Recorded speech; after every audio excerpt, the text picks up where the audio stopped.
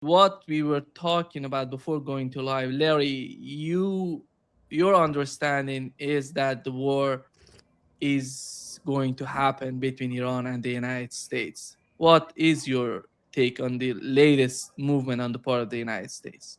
That it's difficult to figure out what Donald Trump is doing. On the one hand, with his meeting with Bibi Netanyahu on Wednesday, he said, "Hey, no, we're gonna negotiate. We're gonna give peace a chance." Okay, he says that, but then behind the scenes, decisions are being made.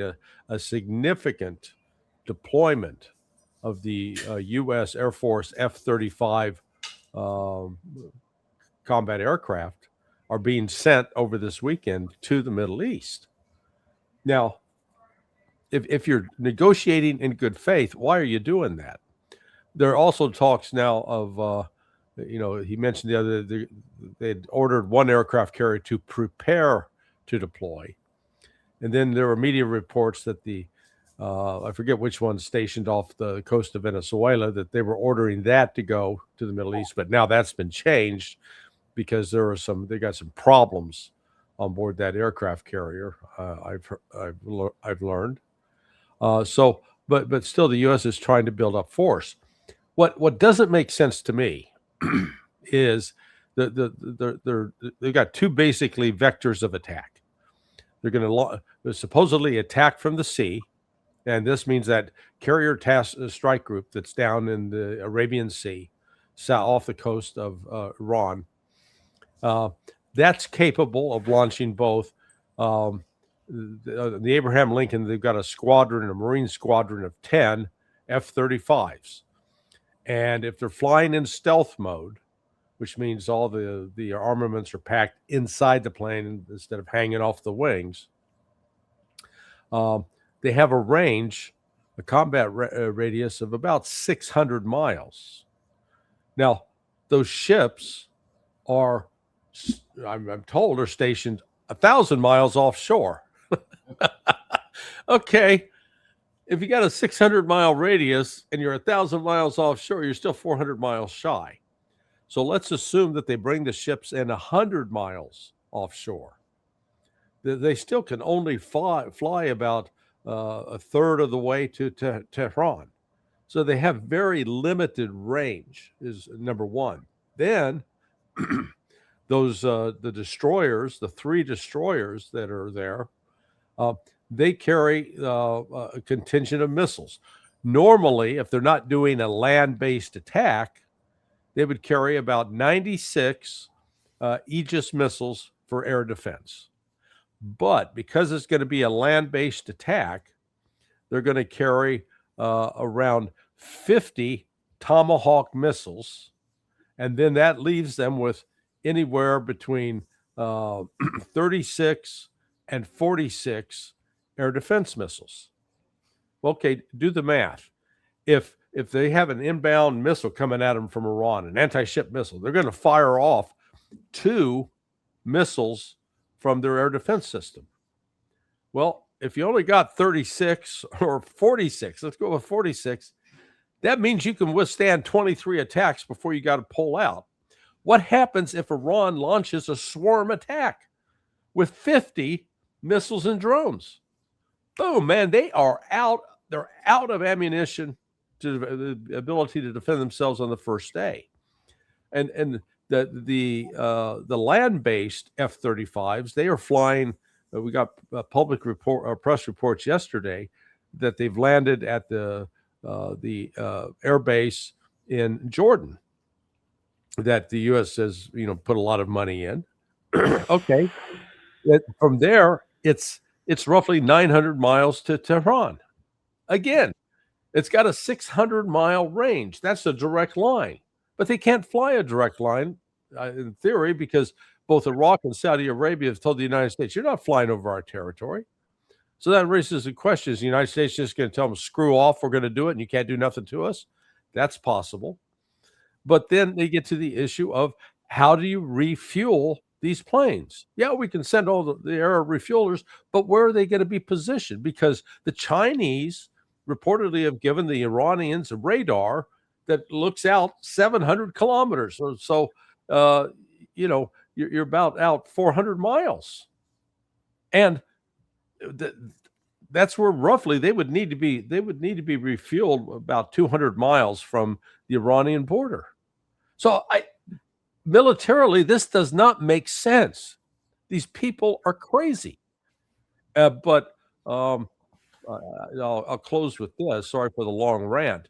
I sat in and listened to a retired vice admiral. I'll tell you and Colonel Wilkerson off air who it was on Tuesday. And this guy was talking about how we're just going to fly in there and destroy all the ballistic missiles in Iran. And because he'd been invited to this conversation by someone, I didn't want to embarrass him in front of the group. But immediately I thought, we couldn't stop the Houthis after 7 weeks with 2 aircraft carriers and 4 destroyers and 1 cruiser.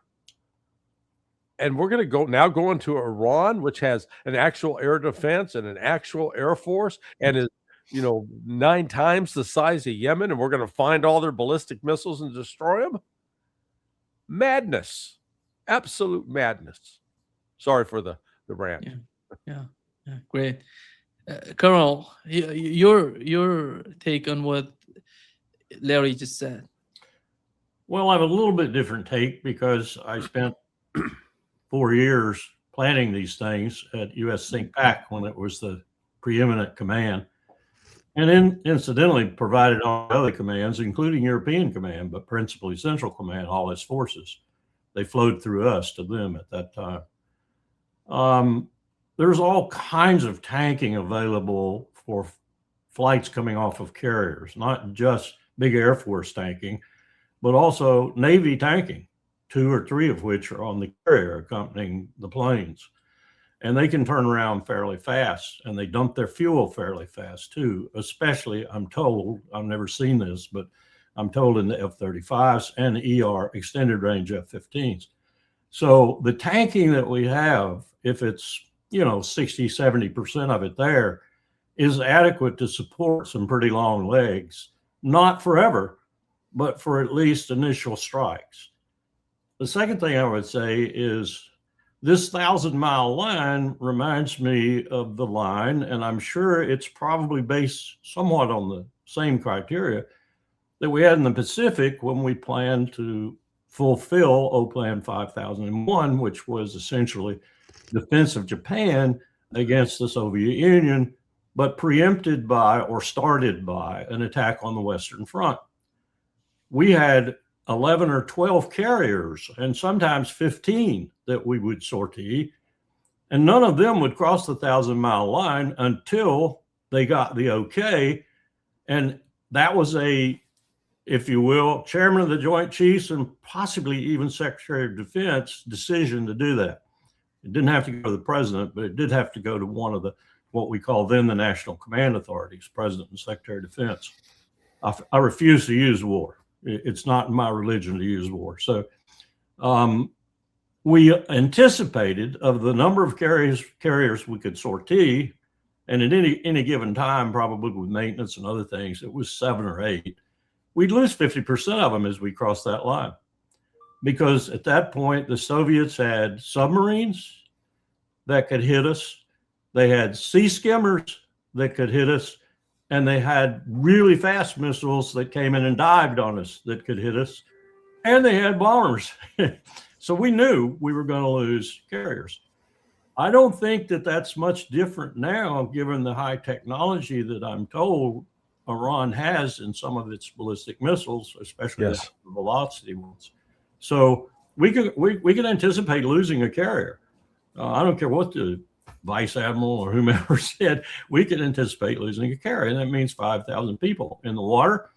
And as I mentioned, I think to you earlier, we had an admiral write a really brave article not too long ago in Proceedings magazine, where he said, hey, people, if a carrier gets hit, seriously hit, and there are 2,000 people dead almost immediately, and say another 2,000 in the water, and the others you are indeterminate at that moment. Think World War II and the scenes you saw. fire and water and all that sort of stuff. We don't have enough escort ships and berth space to pick up the survivors. We haven't done anything about that since that admiral wrote that article about 3 years ago. So, in fact, our strike groups are even smaller now. So this is fraught with problems, as Larry indicated. Even if it comes off just meticulously perfect in the first 2 or 3 waves, it's fraught with problems. All Iran has to do is ride that out, bring as much attrition as they can, and then just pummel them. And they will, I think. I'm convinced they will. Yeah, let me add. Maybe Colonel Wilkerson has some insight into this. So if you go on a cruise ship, you take a cruise, they got lifeboats, and they get briefed on how to get in and out of the lifeboats. Last I checked, the destroyers and the aircraft carriers don't have a bunch of lifeboats stacked on the railings to help the crew in the event that something happens. Is that correct? Yeah, and these ships are so clean now, especially the DEs and the destroyer escorts and destroyers. They're so clean now that you can hardly put 20 people on the decks. And if you were in a sea state, you lose them anyway if they're on the decks, unless you had them chained down to the gun or something. This admiral was really taken to task for writing this article, but he was courageous and he wrote it. Well, and why I mentioned the other admiral that I was talking about, why I mentioned him is he is reflective of a lot of thinking at upper levels in the government, that they've made a bunch of assumptions, discounting Iranian capabilities, apparently ignoring what Russia and China are doing to bolster Iranian capabilities. And that's what scares the hell out of me, that you've got people thinking this way, thinking that, oh yeah, we can go do this and it'll work. And that in Proverbs, it was the line, pride goeth before the fall. Yes. That's another dimension altogether too, as Larry's suggesting. I think China could sink every aircraft carrier in the North Arabian Sea. I really do. If they really wanted to and they had surprise on their side. They simply don't have the defenses against these super fast missiles. Exactly. And those missiles, or who has those missiles, Larry? Does Iran have? Russia? How about Russia? How about Iran? Last I counted on just Iran's got, I think, a total of 18 different varieties of both the short-range ballistic missiles, medium-range ballistic missiles, and they got a couple of long-range ballistic missiles. So they can easily fly out to, and then cruise missiles on top of that, and then drones. I mean, they've got cruise missiles and drones that can travel more than 1,500 miles. So yeah, even if we're 1,000 miles offshore, they can reach us if we're going, and even they can reach that air base in Jordan. If so, and I'm sure they're not sitting back ignoring this buildup. If at a minimum, I'm sure the Chinese and Russians are keeping them apprised. Okay, you got a new squadron that's flying in. Understand that an Air Force squadron is supposed to consist of about 24 F-35s, F-35As they're called. The Navy flies an F-35C. But let's say that they bring in, 180 F-35s. You're not deploying those just as a show of force. I think there is a full intent to try to once again fool the Iranians and lull you into a false sense of security, and then try to knock the hell out of you. And I don't think there's any question that the Iranians would have their hands full, especially if Russia and China just sat back and didn't do anything. Israel's going to be pummeling them too. And Israel has quite a few F-35s, quite a few other aircraft too. So it's and as I understand it, we've been sneaking them tankers for a long time. Yeah. They didn't have hardly any tankers a decade or so ago. Now I understand they have quite a fleet of tankers that we've onesie twosies to them. without telling Congress anything about it other than the Republicans. So they'd have their hands full, but I think we would too. Here is the foreign minister of Iran had an interview with RT Russia Today. Here is what he said about the attack on Iran. What This if is a they Rocky attack, and what if they use aggressive means? What would your retaliatory strategy then be? We defend ourselves. How? You know how. You would attack the U.S. bases in the Gulf countries? We would attack U.S. and U.S. assets and facilities, everything they have in our, neighborhood. You seem almost uncomfortable saying that. Are you? I am? No, I'm not uncomfortable. The only point is I don't want to, express something. Yes. Which I don't like it to happen. Of course. I'm a man of diplomacy. I'm a man of dialogue. I'm a man of negotiation, and everybody knows me. I have done it in the past, and I can do it again. I'm not the man of war. Of course, I have a war veteran myself. Yes. My country, our armed forces are fully prepared for any eventuality, but my preference is diplomacy. Yeah. Colonel, We might have to add him to Lavrov and Wang Yi.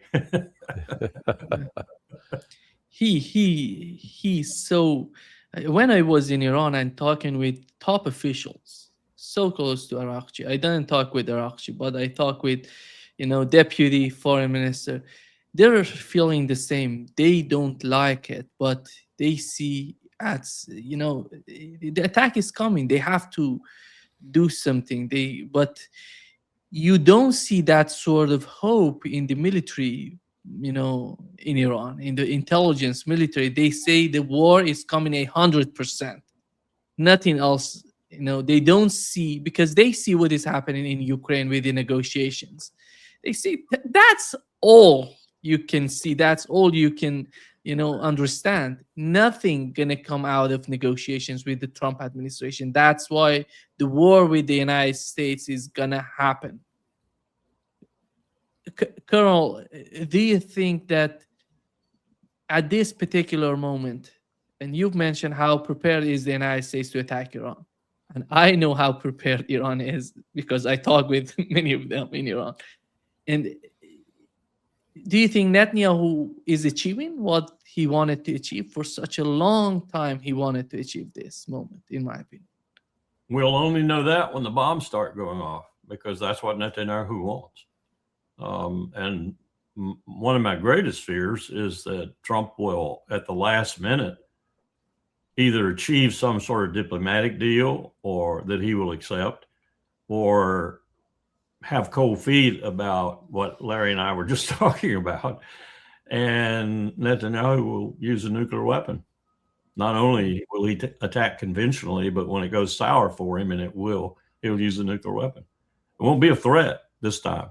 I'm totally threatened before, which is one of the means by which he got Trump to do the follow-on B-2 strikes.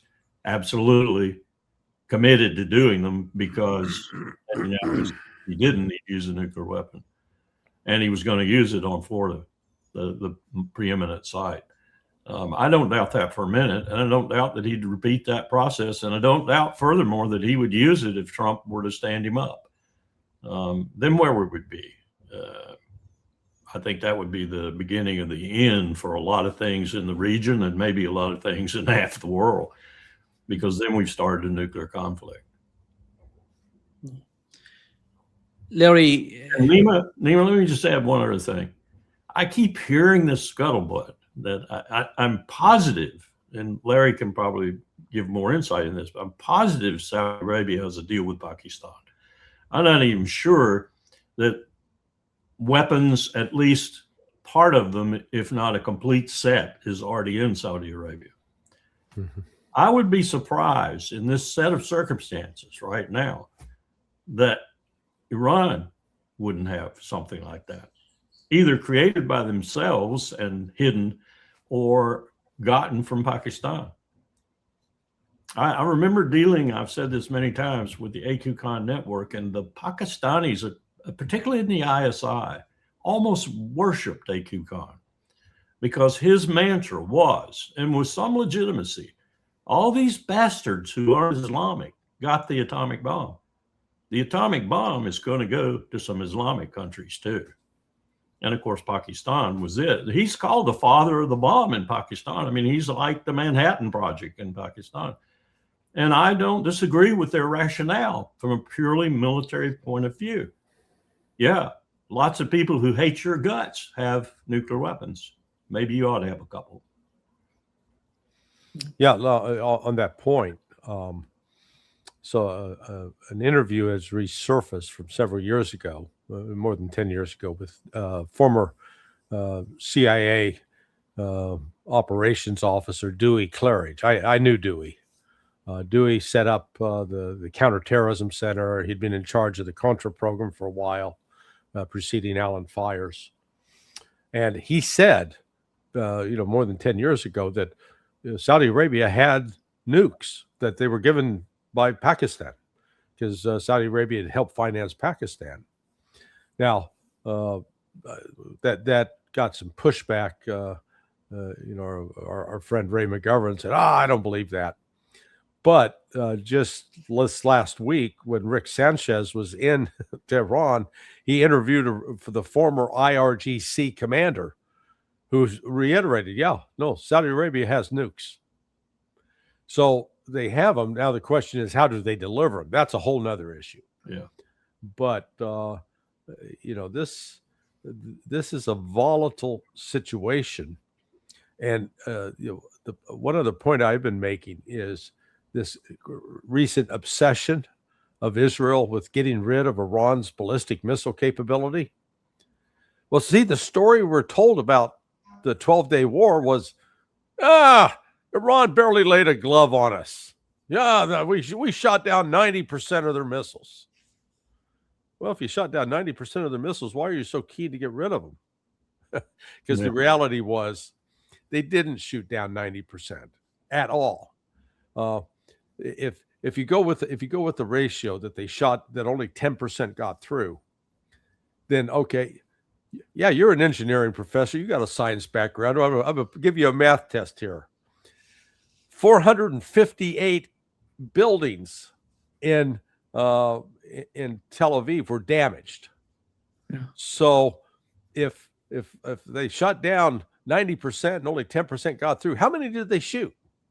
458. Yeah, 458 got through. So that means 4,580 missiles. Yeah. Okay. Yeah.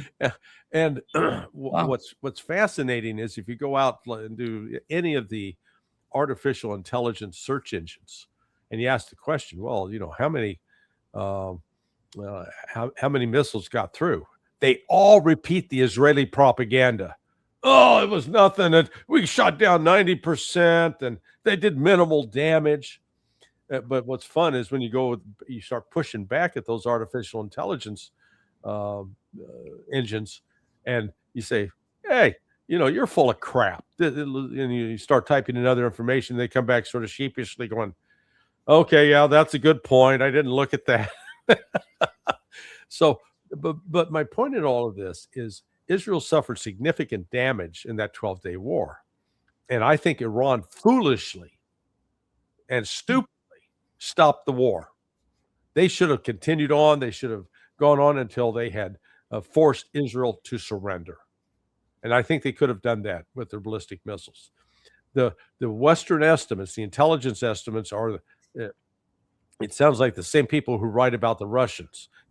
Russia's running out of its Iskander missiles. They've only got a week's supply left. I don't think Western intelligence has a clue about how many missiles Iran has, because they're underground, and they've Alistair Crook said there are at least 57 different sites scattered around the country. So that's why, I think we're getting ready to kick a hornet's nest, and we're going to get stung. Well, we're talking about things that scare people.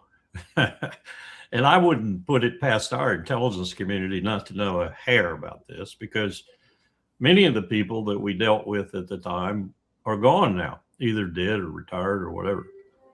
But we had a real problem with the DPRK, and this problem permeated the entire intelligence complex. No one was dealing with it. Even at INR, where I think we had the best people in the IC of all, we couldn't figure out whether or not North Korea had developed the capacity. We knew they had a ballistic missile. We knew it worked. We knew it had range. We knew the telemetry, everything else about it when they fired it and tested it. But we didn't know if they had matched the warhead technology they were working on with the missile. That's really key. It's very difficult to do, and it's very expensive and very erudite. You have to be really smart to know what you're doing. I mean, I remember all these briefings. All of a sudden, they did it. Guess who was in Iran at the same time? DPRK. They were working with Iran, not just on ballistic missiles, but also on the potential matching of a nuclear warhead to a ballistic missile. So in that vein, the United States has a point, maybe, Europe has a point, maybe, with regard to the more rangeful missiles, if you will, if that has been done. And they just haven't developed the warhead yet, or the plutonium or uranium-based component of it, whatever. But who knows? That's why I say this is a very dangerous situation. And Larry just told you, you could say the same thing about Saudi Arabia. It's a very dangerous situation.